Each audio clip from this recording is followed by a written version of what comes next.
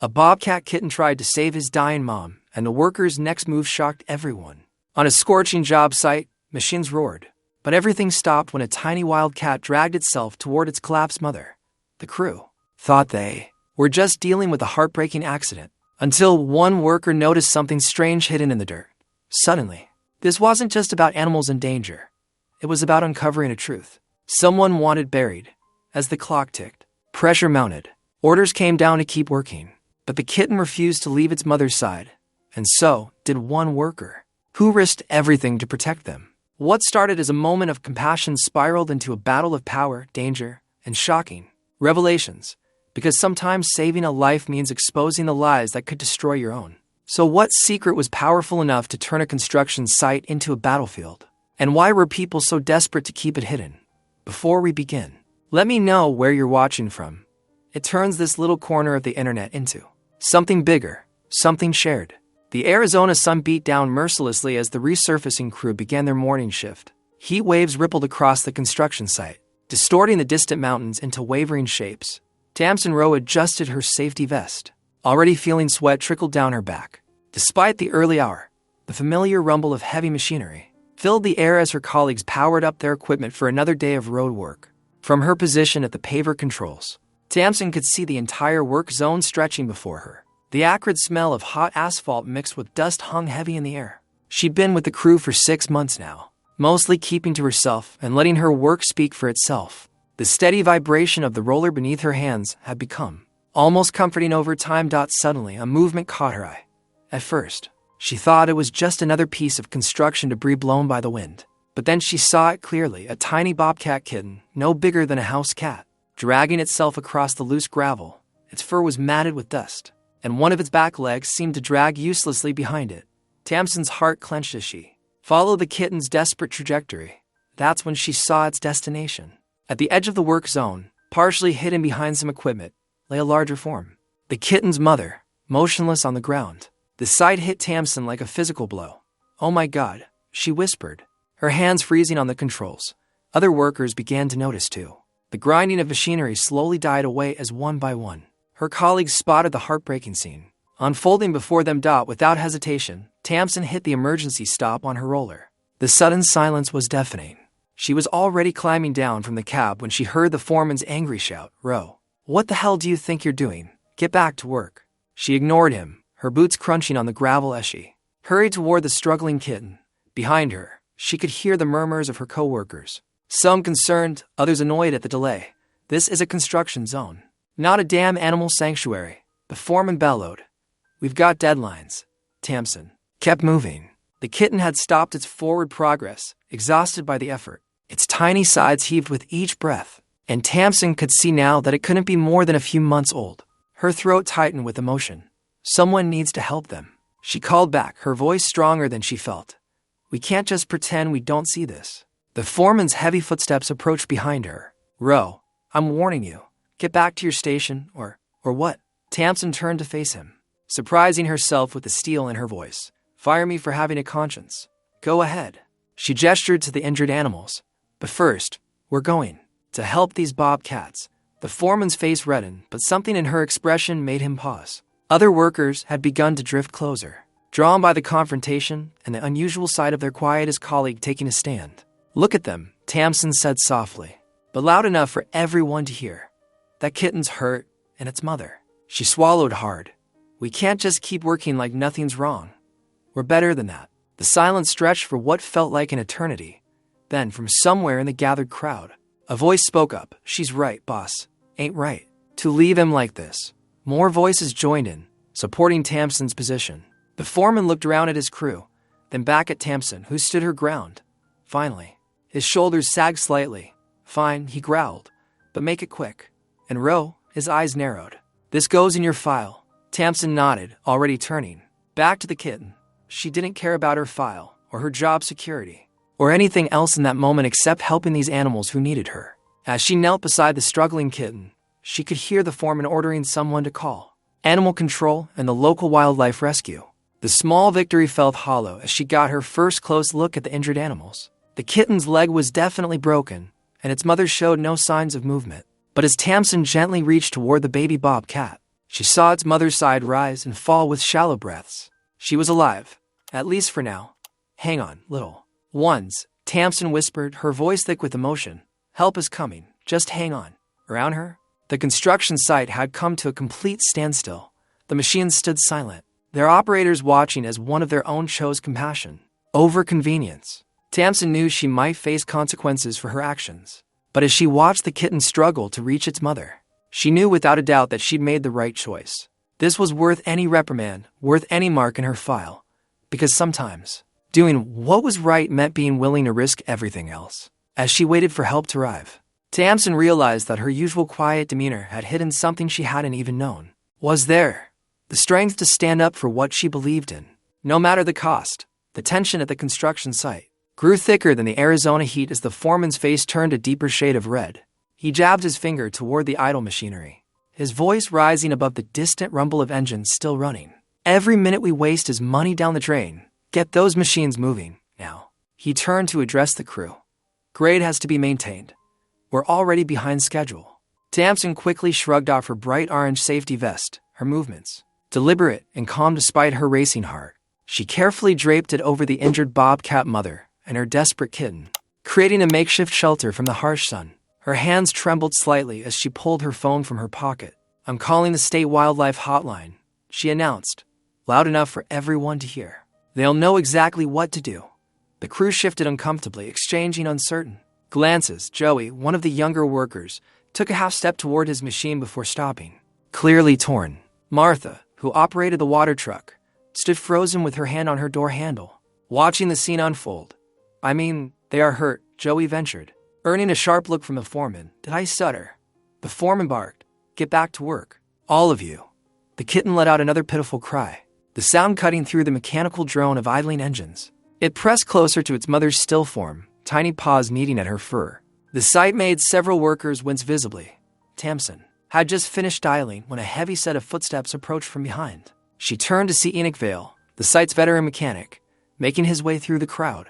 His gray beard was streaked with engine oil, and his weathered face was set in determined lines. Hold your horses there, boss, Enoch said, his voice carrying the weight of decades of experience. The girl's right about this one. The foreman's jaw clenched. Vale, don't you start. No, you listen here. Enoch cut him off, stepping closer to Tamsin. I've been working construction sites longer than most of these folks have been alive. Seen all kinds of shortcuts taken in the name of schedules and deadlines. He gestured to the injured bobcats. But this right here? This is about doing what's right, plain and simple. Tamsin felt a surge of gratitude as Enoch positioned himself beside her, his presence like a protective wall. The wildlife hotline was ringing in her ear as she watched more workers drift away from their machines, moved by Enoch's words. Besides, Enoch continued, addressing the whole crew now. You really want to live with yourselves knowing you chose a deadline over a dying animal and her baby. That the kind of story you want to tell your kids? The kitten cried out again. As if emphasizing his point, several workers shook their heads, and Tamsin could see the resolve hardening in their faces. The foreman seemed to sense it too, his authority eroding by the second. Hello. Yes, Tamsin spoke into her phone, relief flooding through her as someone finally answered. We have an injured adult female bobcat and her kitten at a construction site. She quickly gave their location and described the situation, aware of every precious second ticking by. The foreman paced in short, angry burst, checking his watch repeatedly. This is going in all your files, he threatened. But his words lacked their earlier force. Nobody moved toward the machines. He chuckled, a dry sound like boots on gravel. Add it to my file, then. Got plenty in there already about doing the right thing when it wasn't the easy thing. Tamsin ended the call, her heart lighter despite the risk to her job. Wildlife rescue is on their way. They said it should be about 20 minutes. She knelt beside the animals again, speaking softly to them. Just hang on a little longer. The kitten's cries had grown quieter, but it remained steadfastly by its mother's side. Tamsin could see the mother's chest rising and falling in shallow breaths, each one a small victory. Around them, the construction site remained at a standstill, the usual symphony of machinery replaced by an expectant hush. Enoch lowered himself carefully to one knee beside Tamsin, his joints creaking in protest. You did good, kid, he said, quietly, so only she could hear. Sometimes the hardest part of any job is knowing when to stop doing it. Tamsin nodded, feeling a lump form in her throat. She'd never been one to make waves, always keeping her head down and doing her work. but having someone like Enoch stand with her, knowing she wasn't alone in this small act of defiance, made all the difference in the world. A cloud of dust announced the arrival of a sleek black SUV, its tires crunching over the gravel as it pulled up to the construction site. The morning sun glinted off the vehicle's polished surface, a stark contrast to the worn equipment and dusty surroundings. Tamsin's stomach tightened as she recognized the company logo, emblazoned on the door. Russ Delaney emerged from the driver's seat, his pressed khakis and crisp polo shirt making him look more suited for a golf course than a construction site. His sunglasses caught the light as he surveyed the idle machinery, his jaw visibly clenching. What in God's name is going on here? His voice cut through the unusual quiet of the stopped work site. Why aren't those rollers moving? The foreman hurried over, already stammering explanations. Sir, we've got a situation with some wildlife. Russ's laugh was sharp and humorless. You've shut down $1 million operation for what? A couple of cats. Tamsin stood her ground beside the injured bobcat and its kitten, her safety vest still providing what little shade she could offer them. The kitten continued its heartbreaking attempts to nudge its mother awake, letting out small mewling sounds that made Tamsin's chest ache. They're protected species, she said, her voice steadier than she felt. We've already called the wildlife authorities. They're on their way. Russ stalked toward her, his expensive shoes kicking up dust. Listen here, Miss Rowe. Tamsin Rowe, Miss Rowe. Let me explain something about construction contracts. Every hour we're delayed costs thousands of dollars. Those fines come out of someone's pocket. Maybe your pocket, maybe your co-workers. Do you want to be responsible for that? Several crew members shifted uncomfortably. Tamsin saw Marco, one of the younger workers, staring at his boots. She knew he had a new baby at home, bills to pay. The law says we have to protect them. Enoch spoke up from where he stood near his tool truck. Can't just ignore that, contract or no contract. Russ's head snapped toward the older mechanic. The law says a lot of things, Mr. Vale, but right now, we have deadlines to meet, and investors watching every minute tick by now. Someone get these animals moved off my site. Nobody touches them, Tamsin said firmly. Though her hands were trembling, the wildlife experts will be here soon. They'll know how to handle them safely. The kitten pressed closer to its mother, its small body trembling. The mother bobcat's chest still rose and fell with shallow breaths, but her eyes remained closed. This is ridiculous, Russ spat. Listen up, everyone. Anyone still standing around in 5 minutes is going to find themselves looking for new employment. That clear enough? A ripple of unease went through the crew. Some began drifting back toward their machines, while others remained frozen, caught between conscience and necessity. You can't do that, Tamsin protested. It's illegal to fire workers for following environmental protection laws. Russ stepped closer, lowering his voice so only she could hear. There are always reasons to let people go, Miss Rowe. Poor performance, reviews, budget cuts, attitude problems. Would you like to find out which one applies to you? The threat hung in the air between them. Tamsin felt a bead of sweat roll down her back, but she didn't move from her protective position. I've got 3 kids to feed, muttered Jerry from the grading crew, heading back to his machine. Sorry, Tamsin. Others followed, the sounds of engines starting to rumble across the site. But a small group, including Enoch and to others, moved to stand near Tamsin. This ain't right, Enoch said quietly. Some things matter more than money. Rusk's face reddened. Nothing matters more than meeting our commitments. These are wild animals. They'll either move or nature will take its course. That's how it works. Now get those machines rolling. The kitten let out another cry, still pawing at its mother's fur. The sound seemed to pierce through all the human conflict, a reminder of what was really at stake. Tamsin watched as more of her co-workers reluctantly returned to their post, the pressure of Russ's threats weighing heavily on them. She couldn't blame them. Everyone had bills to pay, families to support. But she also couldn't walk away from these creatures who needed help. Last warning, Rusk announced, checking his expensive watch. Anyone not working into minutes is fired. And I'll make sure you never work on another development project in the state again. The threat hung in the hot morning air, as real as the dust and the desperation of the small kitten still trying to wake its mother. Tamsin stood her ground, even as she felt her dreams of proving herself reliable, of building a stable career, starting to crumble around her. Sometimes doing the right thing came at a cost. She just hadn't expected to have to pay it quite so soon. As the confrontation with Russ continued to unfold, Tamsin kept her eyes on the bobcats.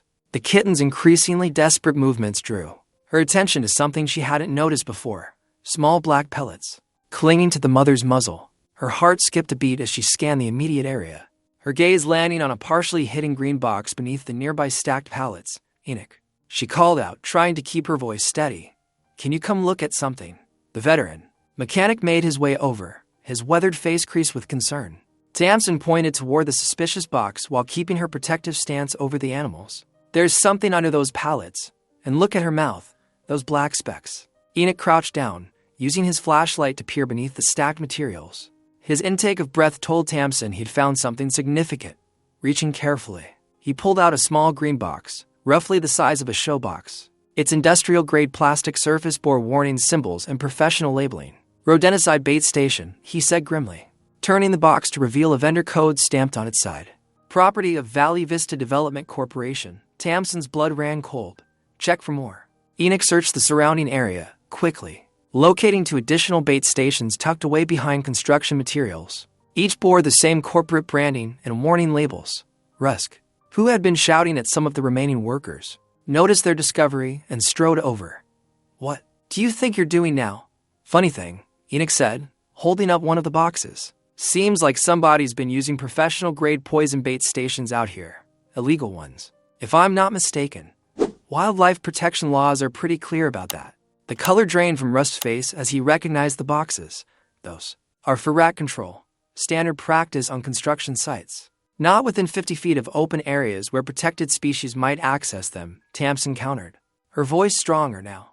"And definitely not without proper barriers and warning signs. This isn't an accident anymore, Mr. Delaney. This is negligence." The kitten mewed again, drawing everyone's attention back to the tragic scene. What had seemed like a random misfortune now carried the weight of corporate culpability. The mother bobcat's labored breathing took on new meaning. She wasn't just sick or injured. She was dying from poison that should never have been there. Those could have come from anywhere. Russ blustered, but his previous confidence had evaporated. "You can't prove.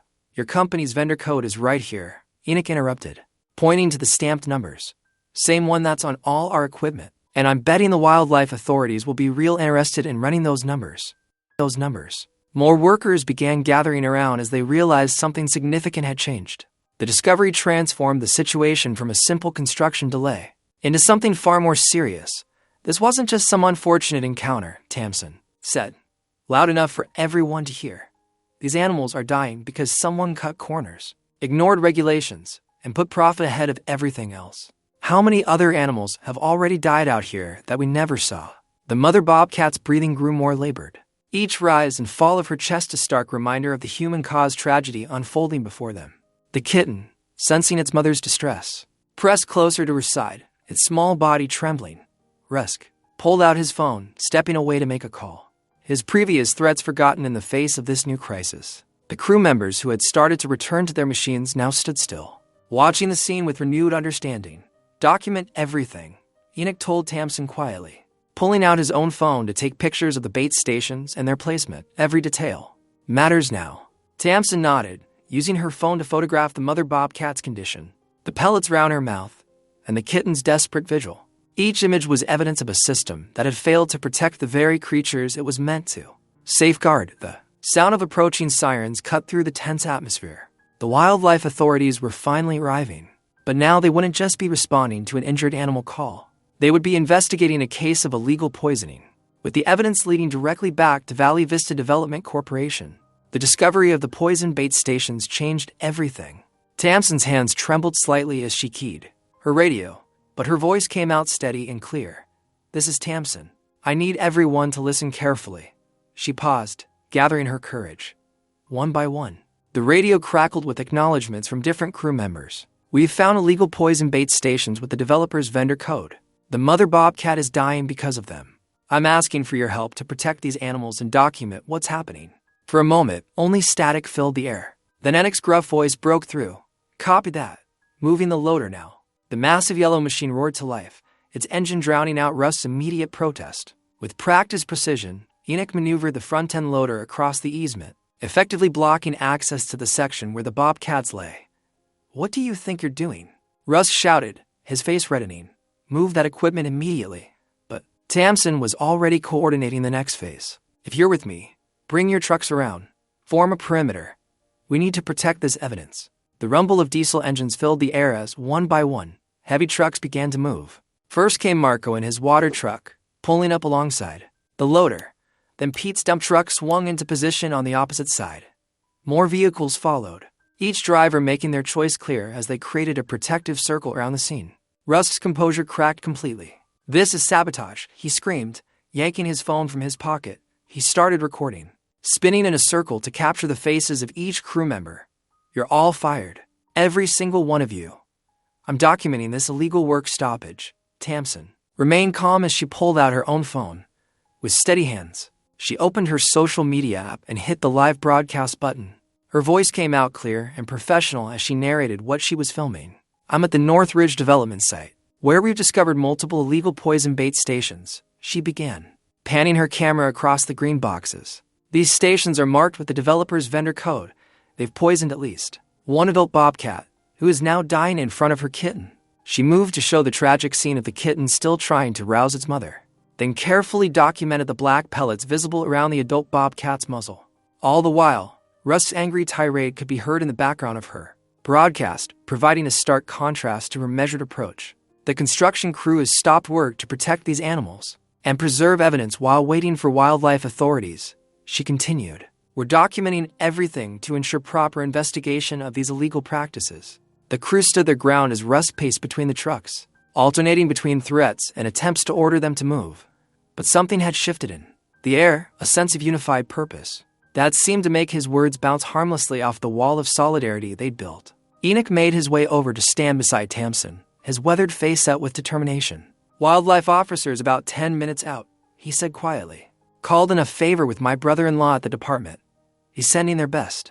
Tamsin nodded, keeping her phone steady as she continued to document the scene. The kitten had curled up against its mother now, both animals protected within the circle of machines and people who had chosen to take a stand. "You have no right."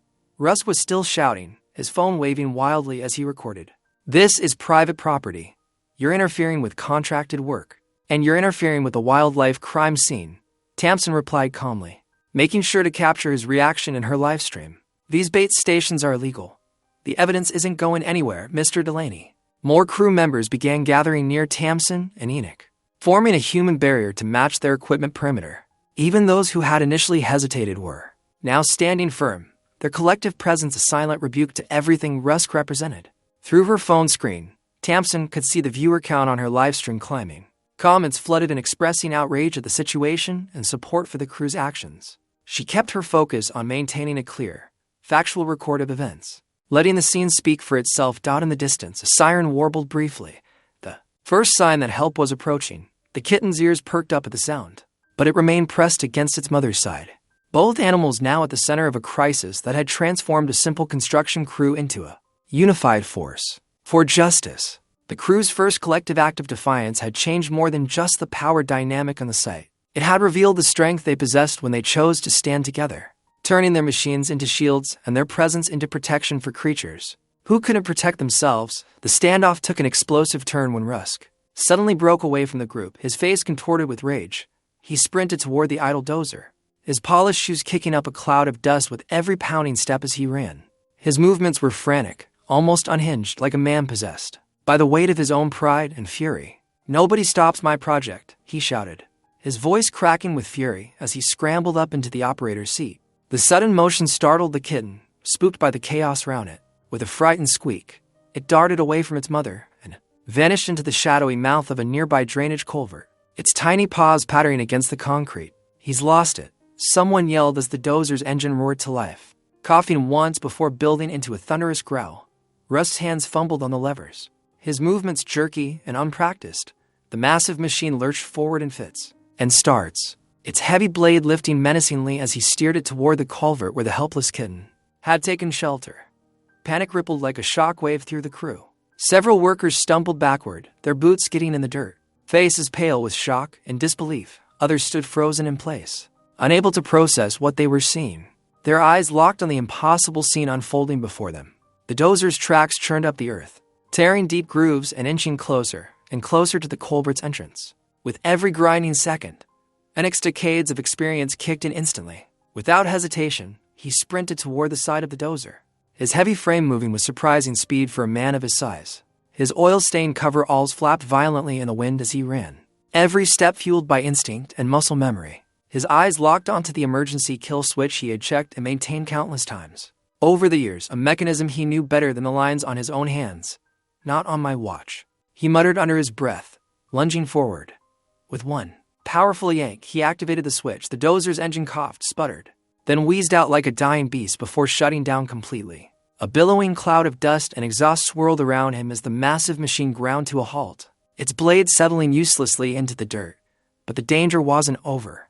A rushing sound filled the air, low at first, then swelling into a terrifying roar. Tamsin's eyes widened as she realized what it meant. Someone upstream had released water, and it was barreling straight toward the culvert. "The kitten," she shouted, already in motion. Without hesitation, without thought for her own safety, she dove headlong toward the culvert's entrance. The concrete pipe was barely wide enough for her shoulders to squeeze through, but she didn't stop, forcing herself inside. Inside, the space was dark, damp, and suffocatingly cramped. The sharp smell of wet earth stung her nose. She could hear the kitten's frightened cries echoing off the walls, a desperate sound that cut through the rising chaos outside. Behind her, the rumble of approaching water grew louder, swelling from a distant roar into an immediate, thunderous threat. Thunderous threat. "Here, kitty," she called softly, her voice trembling, but steady enough to carry through the tight space. She inched forward on her elbows, every movement scraping her work clothes against the rough concrete. The confined pipe felt like it was closing in around her, the darkness pressing against her vision. Loose debris shifted beneath her body, rattling ominously, threatening to collapse in the narrow crawl space. The first icy surge of water splashed against her boots. Just as her eyes caught sight of the kitten, the small creature was pressed hard against the pipe wall, its fur soaked, its wide eyes glowing in the dim light. Water was already swirling around its tiny paws, rising fast.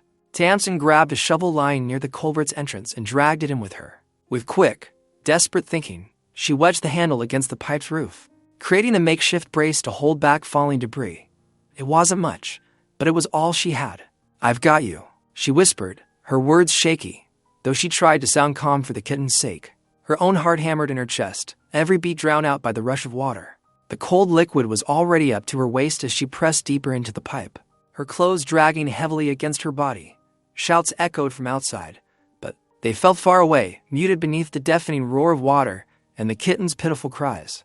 The debris beneath her shifted again, sending a jolt of fear through her body. She pressed herself more firmly against the pipe wall, bracing with the shovel, trying to maintain what little stability she could in the flooding space. The kitten let out another thin, pitiful mew, crowding against her hand in the rising water. Trembling with terror outside, Enoch's voice carried above the noise, strong and commanding.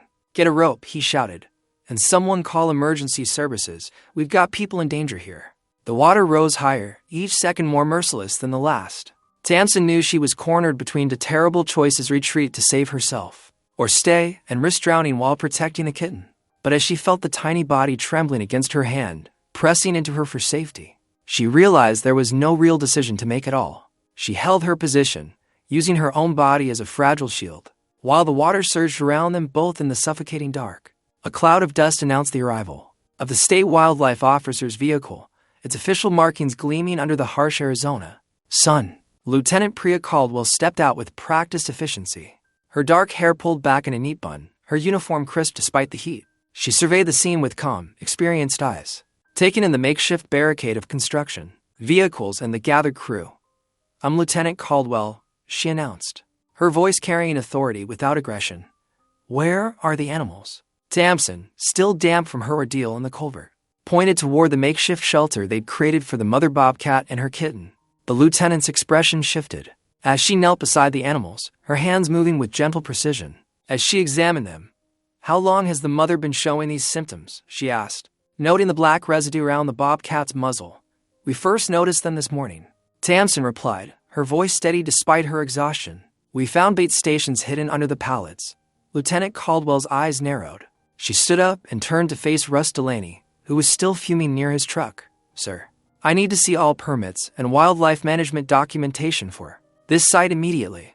Russ' face reddened. "This is ridiculous. We have every required permit. These people are costing us thousands in delays." The lieutenant remained unruffled. "The permits, please." While Rusk angrily rummaged through his truck for the paperwork, Enoch brought over the green bait stations they discovered. Lieutenant Caldwell photographed them methodically, noting the vendor codes. These are professional-grade anticoagulant rodenticides, she explained to the crew gathered around her. They're highly regulated, especially in areas with protected wildlife populations. She examined the permits Russ thrust at her, her finger tracing down each page with deliberate care. The crew waited in tense silence, even the machinery seeming to hold its breath in the heavy air. Mr. Delaney, she finally said, looking up from the documents. Your company explicitly certified that no rodenticides would be used on this site. Section 4. Paragraph 3 specifically prohibits their use due to the documented presence of protected species in the area. Russ Swagger faltered. Those must be old stations from another project. We're not responsible. They carry your current vendor codes. Lieutenant Caldwell cut him off smoothly. And given the mother Bobcat's symptoms, they've been recently activated. She pulled out her phone and began making calls, her voice crisp and professional. This is Lieutenant Caldwell. I need a full evidence team at the Northridge construction site. We have an unauthorized toxic situation with wildlife casualties. The crew exchanged glances, realization dawning that their morning stand had uncovered something far bigger than a simple construction delay. Tamsin felt a wave of relief wash over her. Their instincts had been right. Their defiance justified.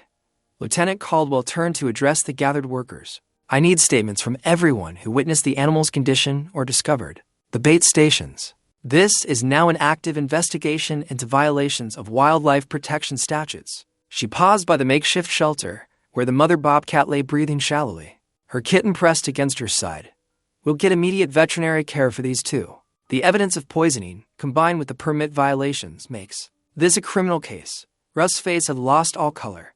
He backed away toward his truck, phone already to his ear, presumably calling his superiors. The site is locked down. Lieutenant Caldwell announced, no one leaves until statements are taken, and no equipment moves until our evidence team documents everything. Enoch stepped forward, his weathered face showing satisfaction. Ma'am, we've got photos and video too. Tamsin here went live when things got heated. The lieutenant nodded approvingly. Excellent. That documentation will be valuable for the investigation, as animal transport units began arriving on site. Tamsin watched Lieutenant Caldwell efficiently coordinating the response. What had started as one person's refusal to ignore suffering had evolved into something much larger. An official investigation that could expose systematic violations. The crew gathered in small groups, their earlier division replaced by a shared sense of vindication. They'd stood their ground not just for the animals, but for what was right. And now the full weight of the law was backing them up. You did good, kid, Enoch said quietly to Tamsin, as they watched the wildlife team carefully, moving the mother bobcat onto a stretcher. Sometimes doing the right thing looks like trouble at first, but the truth has a way of coming out. Lieutenant Caldwell approached them again, her notebook in hand. I'll need detailed statements from both of you, especially about the sequence of events that led to discovering the bait stations. Your actions today likely saved more than just these two animals. This investigation will prevent future violations. Across all of this company's projects, the morning sun had climbed higher, but the heat felt less oppressive now. The construction site had transformed from a place of conflict into a crime scene, with official vehicles coming and going, evidence being cataloged, and statements being taken. What had begun as a simple act of compassion had unveiled a pattern of illegal practices that could no longer be ignored or covered up. Lieutenant Caldwell's team worked swiftly to prepare the injured bobcats for transport. Tamsin hovered nearby, her heart racing as she watched the wildlife medics carefully lift the mother onto a specialized stretcher. We need to move fast, Lieutenant Caldwell said, her voice tight with urgency. The clinic is 45 minutes away. Would you ride with us? Tamsin, the kitten seems calmer when you're near. Tamsin nodded immediately. Of course. Whatever helps. Behind them, Enoch organized several crew members to document the scene. They fanned out across the construction site, phones ready to capture images of every bait station they could find. The morning sun cast long shadows that made the green boxes easier to spot against the pale gravel. Got another one, called out Marco, one of the younger workers. That makes 5 total, all tucked under pallets or equipment. Enoch carefully tagged each location with bright orange marker flags, making sure nothing would be missed when the evidence team arrived. The systematic sweep revealed a deliberate pattern. The bait stations had been strategically placed to avoid casual detection. Lieutenant Caldwell walked the perimeter, speaking into her radio. I want a full stop order, issued immediately. No equipment moves. No work continues until we complete a thorough environmental impact assessment. The words sent a ripple of relief through the crew. Several workers exchanged satisfied looks. Their stand had meant something. They'd forced the truth into the light. Tamsin helped the medic secure the transport carrier in the back of their specialized vehicle. The mother bobcat's breathing had grown more labored. Each inhale a visible struggle. The kitten pressed against the carrier's mesh, refusing to leave its mother's side even now. The anticoagulant effects can be devastating.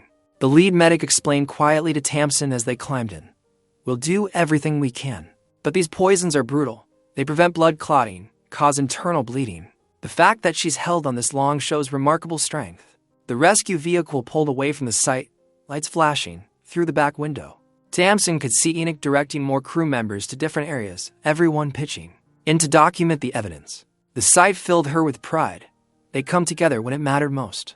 Lieutenant Caldwell had arranged for a police escort to speed their journey to the wildlife rehabilitation clinic. As they wound through traffic, Tamsin kept her hand near the carrier, speaking softly to both bobcats. The kitten's wide eyes never left its mother's still form. Back at the construction site, Russ paced in agitation, his phone seemingly glued to his ear as he argued with someone. The stop order is completely unnecessary. We can work around their investigation, but Lieutenant Caldwell's authority was absolute. Her team had already strung yellow tape around key areas and posted official notices at every site entrance. Construction equipment stood silent, a stark contrast to the usual morning bustle. The wildlife clinic emerged from behind a stand of trees, a modern facility designed specifically for treating injured wild animals. A team of veterinarians waited at the entrance as the transport pulled up. They whisked the carrier inside immediately, their faces grave as they assessed the mother bobcat's condition. We'll need to start treatment right away, the lead vet said, directing her staff with quick hand signals. The poison has had hours to work through her system. Tamsin waited in the clinic's observation area, her hands clasped tightly together. The initial victory of the stop order and Russ's clear defeat felt hollow now, as she watched the medical team working frantically to save the mother bobcat's life. Her phone buzzed, a message from Enoch, with photos attached.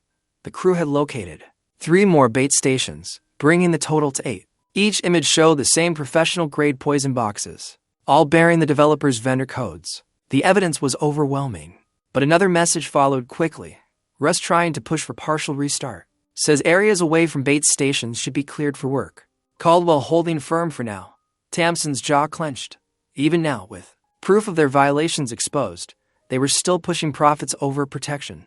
She began typing a response when the lead vet emerged from the treatment area, pulling off her gloves. The expression on her face made Tamsin's heart sink. The poison has caused severe internal bleeding. The vet said gently, "We're giving her every treatment available, but her condition is critical. The next 24 hours will determine if she survives." The news hit Tamsin like a physical blow. After everything they'd done, the stand they'd taken, the evidence they'd gathered, the victory they'd thought they'd won, it might all end in tragedy anyway. Her phone buzzed again. Rusk had apparently gathered his courage and was making a new push.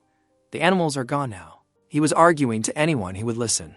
We have deadlines to meet. Delays cost money. We can't shut down a multi-million-dollar project over one sick animal.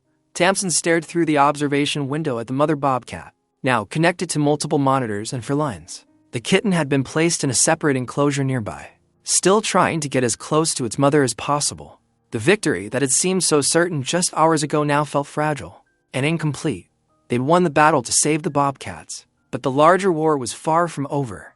The mother's life hung by a thread, and Rusk was already maneuvering to minimize the consequences. Lieutenant Caldwell's stop order had seemed like the end, but now it felt more like just the beginning of a longer fight. The afternoon sun beat down mercilessly as Tamsin moved with quiet purpose through the construction site. Her usual hesitance was gone, replaced by a steady determination that showed in every step. She'd spent the last hour gathering statements from crew members, their words carefully written on the backs of timesheets and spare scraps of paper. Each signature represented another voice willing to stand up against what they'd witnessed. "I saw those bait stations myself," Carlos from the paving crew had written. "They weren't here last week. Someone put them out recent, near the site office trailer." Tamsin spotted something that made her pulse quicken, a clipboard abandoned on a stack of pallets. She recognized the green cover sheet with the vendor's logo. Glancing around to make sure no one was watching, she picked it up and began flipping through the pages. Her eyes widened as she found exactly what she needed, detailed maintenance logs showing when the poison bait stations had been placed and refilled, complete with dates and signatures. The sound of an engine turning over made her look up sharply. Through the dust-streaked air, she saw Russ climbing into the cab of a loader. The temporary stop order from Lieutenant Caldwell was still in effect, but something in his rigid posture told her he didn't plan to honor it. He's going to try to restart the work anyway, she muttered to herself, quickly tucking the clipboard under her arm. She changed from the quiet worker who used to avoid conflict. Now she felt steel in her spine. Enoch appeared at her elbow, his weathered face creased with concern. Tamsin, he's got bolt cutters. Looks like he means to cut through the safety locks. She nodded, unsurprised. Get the others. We might need witnesses. Word spread quickly through the site. Workers began gathering, maintaining a careful distance but unwilling to look away. They'd all seen how Rusk had tried to flood the culvert earlier, endangering both Tamsin and the kitten. The memory of that moment hung heavy in the air. The harsh, metallic snap of the bolt cutters rang out as Rusk broke through the safety lock on the loader. He tossed the broken pieces aside with a sneer, then reached for the ignition. Tamsin and moved forward, her steps measured and deliberate. The loader's massive blade rose slowly as Rusk worked the controls, but she didn't flinch. Instead, she planted her feet firmly in front of the machine, directly in its path. Move. Rusk ordered through the open cab window, his voice hard with authority. The site is already behind schedule because of your bleeding heart nonsense. There's a legal stop order in effect, Tamsin called back, her voice steady despite her pounding heart. She held up the clipboard.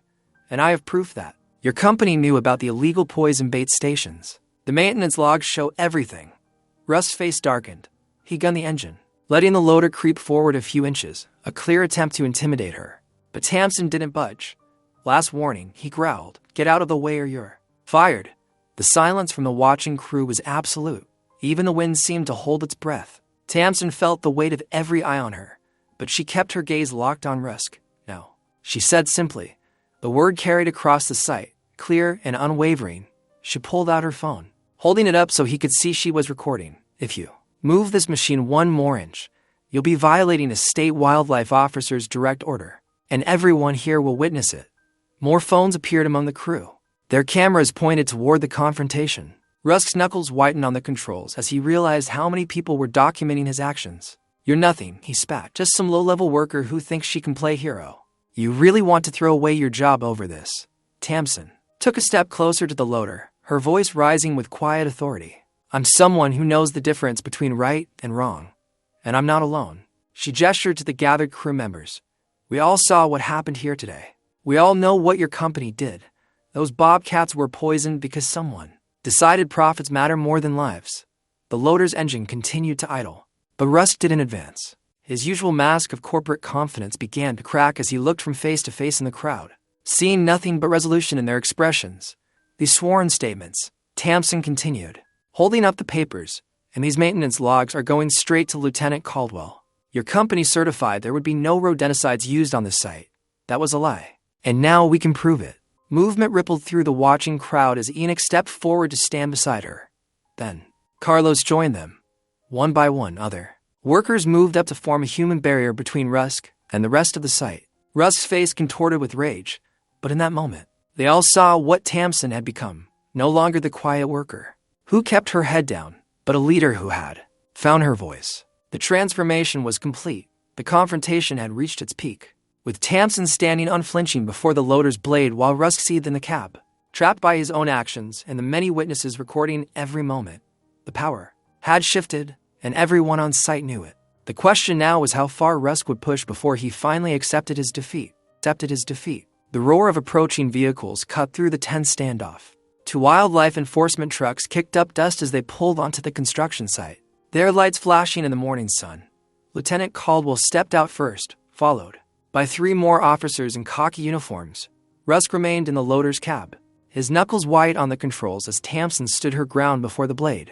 His face twisted with fury as he saw the officers approaching. Step out of the vehicle immediately, Caldwell commanded, her voice carrying across the site. When Rusk hesitated, she added, Don't make this worse for yourself. Mr. Delaney. The loader's engine died with a sputter. Rusk climbed down, trying to maintain his corporate swagger even as an officer moved to handcuff him. This is ridiculous, he spat. I have every right to continue operations. Actually, you don't, Caldwell replied, holding up a document. The stop order is legally binding, and we have multiple witnesses to your tampering with equipment after it was issued." She nodded to Tamsin, "including your attempt to intimidate." Workers, the crew gathered closer, watching as Rusk was read his rights. Enoch stepped forward, handing over the maintenance logs and photographs they'd collected. "The vendor's records are all here," he said. "Shows exactly when they placed those illegal bait stations." Within an hour, the vendor company's supervisor was also in custody, brought in from across town. The site hummed with activity as wildlife officers documented everything, placing evidence markers by the scattered poison boxes.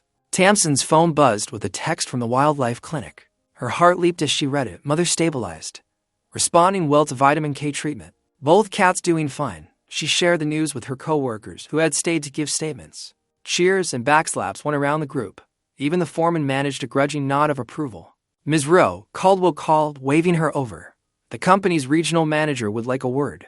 Tamsin's stomach tightened as she approached the makeshift command center they'd set up. A woman in a crisp business suit stood waiting. "I want to personally thank you for bringing this to light," the manager said. "We had no idea our local rep was cutting corners this way. The company is prepared to offer you a supervisor position with a significant raise." Tamsin blinked in surprise. "I appreciate that," she said carefully. "But I think I'd rather stay with my crew. We work well together." The manager nodded respectfully. "I understand. The raise offer stands either way. We need more people willing to do the right thing." That evening, as the sun set over the quiet construction site, Tamsin sat in her truck making one more call. Her sister answered on the second ring. "Hey, Sarah." Tamsin said softly. "Got a minute?" "I saw you on the news," Sarah replied. "The whole town's talking about it." "Yeah, it's been quite a day." Tamsin paused. "Remember when you said I never stick with anything, that I always take the easy way out?" There was a long silence before Sarah answered. "I was wrong about that. What you did today, that took real guts, sis." Tamsin felt tears prickling at the corners of her eyes. "Thanks, that means a lot." "Come over for dinner this weekend?" Sarah asked. "The kids miss their aunt." "I'd like that," Tamsin said, smiling. 3 weeks later, Tamsin stood with Lieutenant Caldwell at the Wildlife Preserve, watching as the Bobcat mother and kitten were released. The cats paused at the edge of their carrier, scenting the air, before bounding into the brush together. Their tawny fur blended perfectly with the desert landscape. "They'll do fine," Caldwell said confidently. "Animals are resilient when given a chance." "Like people," Tamsin replied, thinking of her crew. The day they'd all stood together had changed something fundamental. The fear was gone, replaced by a quiet pride in knowing they could trust each other when it mattered most. Back at the construction site, work had resumed under new management. The crew worked with renewed energy, sharing jokes and stories across their radio channels. When Tamsin rolled past in her paver, Enoch gave her a thumbs up from his loader. She returned the gesture, feeling the weight of her new responsibility as crew safety coordinator. It wasn't about the raise or the title. It was about being recognized for who she truly was. Someone who would stand up for what was right, no matter the cost. The desert wind carried the distant cry of a bobcat across the site. Tamsin smiled, knowing that sometimes the biggest victories were the ones that couldn't be measured in dollars or promotions. They were measured in lives saved, bonds strengthened, and the quiet certainty that when faced with a moral choice, she and her co-workers had chosen courage over fear. If tonight's story sat quietly in your heart, subscribe and send it to someone who might need the same comfort.